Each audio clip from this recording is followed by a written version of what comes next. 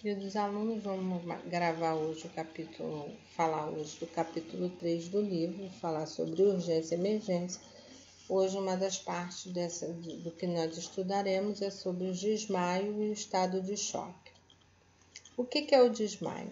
O desmaio é uma perda abrupta da consciência. É o momento em que diminui a grande quantidade de oxigênio no cérebro. É um momento transitório e onde há a perda da consciência. Então, a perda dessa consciência, esse momento abrupto da interrupção de oxigênio faz com que esse paciente perca o equilíbrio do seu corpo. Ele perca a capacidade de ficar em pé. É uma recuperação rápida, né, e completa.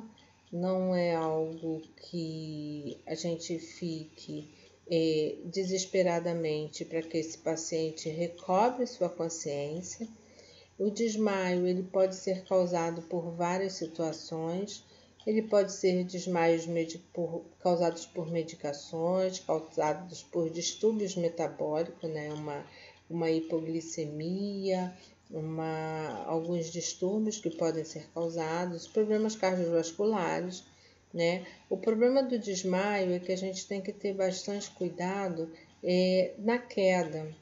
A queda nesse desmaio, no momento dessa síncope, pode levar que esse paciente, que esse acidentado, ele possa causar outros distúrbios ao seu corpo, causando um traumatismo, causando fraturas ósseas, devido a essa síncope, né, essa perda momentânea de oxigenação do cérebro. A gente tem as condutas adequadas a serem usadas no momento dessa síncope. A gente tem que ter bastante cuidado com esses pacientes que caem e ficam de barriga para cima. O que a gente precisa? A gente precisa lateralizar a cabeça desse paciente, tá? Com todo cuidado, porque a gente não sabe como é que ele caiu, se ele fraturou a coluna, se ele fraturou algum osso, então a gente precisa ter todo cuidado. A princípio a gente vai ver se esse paciente, se acidentado, está respirando devidamente. A gente precisa lateralizar essa cabeça para que, caso ele venha a vomitar, ele não broncoaspire essa quantidade de líquido que ele ia colocar para fora. A gente precisa também, no momento do desmaio, afrouxar a roupa desse paciente para que ele fique bem liberado por uma boa respiração.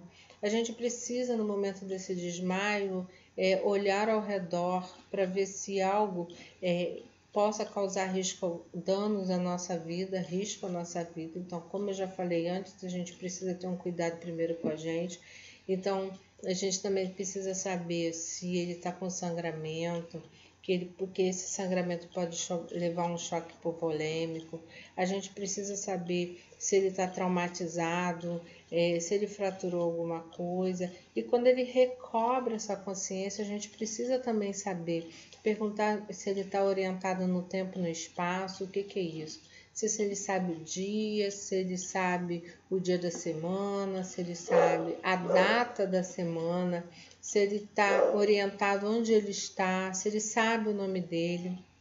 Então, isso é muito importante para que a gente possa socorrer esse vitimado, né? E também chamar, caso não haja uma recuperação rápida, e caso tenha acontecido alguma fratura, algum tipo de anormalidade naquela situação de desmaio, a gente precisa chamar a SAMU para fazer o atendimento adequado nesse paciente. Aqui estão algumas figuras, né, que a gente é necessário fazer no momento em que a gente está socorrendo esse paciente, elevar as pernas, mas primeiro saber se não houve fratura na perna, se não houve problema na coluna, tá?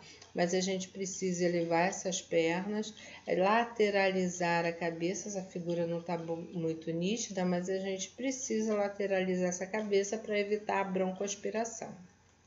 Vamos falar agora do estado de choque. O que é o estado de choque? É uma insuficiência de oxigênio nos órgãos vitais. Elas podem acontecer por várias situações. Por trauma, por perfuração, por emoção, por frio, por calor, por cirurgia, entre outros, né? E a gente tem bem as características de um paciente em estado de choque. A gente tem a palidez, o pulso fraco, o paciente fica cianótico, o paciente fica com as pupilas dilatadas. Então, são alguns exemplos do que a gente visualiza nesse paciente que está entrando em estado de choque. O que fazer com uma pessoa em caso de choque? O que a gente precisa fazer é afrouxar sua roupa, né? Deixar ele bem à vontade para que tenha uma boa oxigenação. A gente tem que elevar as pernas desse paciente no ângulo de 45 graus. Alguns sintomas que a gente sabe, os sintomas bem característicos do estado de choque, pode ser a dificuldade de respirar, porque ele pode ter tido um edema de glote. Pode ter um aperto no peito por um choque cardiogênico. Pode coceira, queimação. Por quê? Por uma alergia alguma medicamentosa, alimentar. Então, ele pode ter uma coceira excessiva, por até o uso mesmo de alguns antibióticos pode causar, né?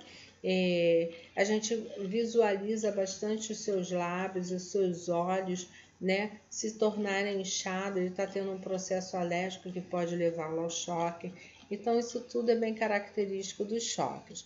A gente tem alguns tipos de choque, o cardiogênico, o neurogênico, o séptico, o hipovolêmico e o anafilático, que são os mais conhecidos. E a gente vai trabalhar em unidade hospitalar com todos esses tipos de choque. Mas um bem característico que a gente trabalha no atendimento pré-hospitalar é o choque hipovolêmico. Ele é a perda sanguínea, a perda de líquido no momento de um acidentado, né?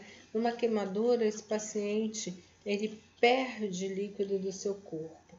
Então, ele se torna um paciente desidratado. Então, a gente precisa fazer a reposição volêmica, colocar um soro, fazer uma hemotransfusão.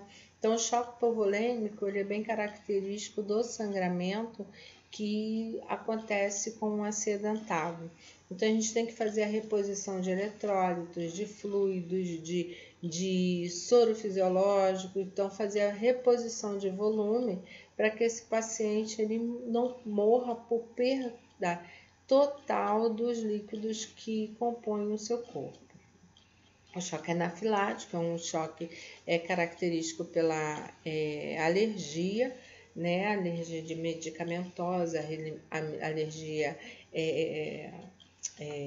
alimentar. Então, a gente precisa ter bastante cuidado com esses tipos de choque. Então, aqui estão algumas medidas a serem tomadas no momento do choque, né? A gente precisa, primeiramente, deixar esse paciente bem arejado. A gente, num choque hipovolêmico, a gente precisa ter o controle da perda de volume, né? O controle, fazer um torniquete, onde está, dependendo do local que esteja sangrando muito, fazer uma compressão. Então, a gente precisa ter bastante cuidado no momento, virar a cabeça do paciente para que ele não broncoaspire, para que ele não retorne aquele vômito para a cavidade dele. A gente precisa, os choques cardiogênicos, a gente precisa de dificuldade da circulação sanguínea, então a gente precisa elevar os membros inferiores desse paciente. A gente procurar em todos os momentos aquecer a vítima, porque em todos os choques ele vai se tornando uma pessoa com muito frio, com frio excessivo.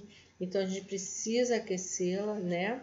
Ela fica hipotérmica, então a gente precisa aquecê-la para manter o seu corpo na temperatura ideal e remover, e mais do que imediato, esse paciente para a unidade hospitalar, na qual ele vai ser atendido e vai ser feito todas as medidas dentro da unidade. Alguns tipos de choque que a gente está acostumado a saber, o choque anafilático, o choque hipovolêmico, o séptico, o cardiogênico, o neurogênico e o térmico. O que é o choque térmico? A gente está num local com ar condicionado que está muito gelado e de repente a gente vai para um local onde não tem um ar condicionado. Ele dá um choque térmico nesse paciente. O frio e o calor, ou vice-versa, sai de um lugar quente e entra no lugar gelado, sai de um lugar gelado e entra no lugar quente. Ela pode ter o choque térmico. O choque séptico é o que a gente está vivenciando agora nesse momento, né? Pode ser causado por vírus ou bactérias, e nesse momento o que a gente vê o Covid causando, que é um vírus, causando os choques sépticos, infectando os órgãos, infectando o pulmão, o coração, os rins, né, fazendo uma dificuldade, infectando a corrente sanguínea. Então, ele praticamente, ao nosso entender, é como se fosse uma sepse. O choque hipovolêmico é a perda de volume, né, que esse paciente tem. Ele perde uma grande quantidade de líquidos do seu corpo durante um acidente. E o choque anafilático, cardiogênico, neurogênico também são choques bem específicos e a gente precisa levar todos esses pacientes para a unidade hospitalar para ter um melhor atendimento.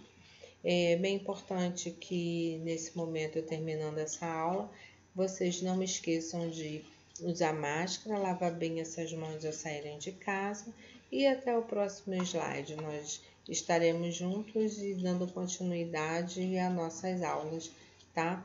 Próximo slide, a gente tem mais explicações de urgências e emergências.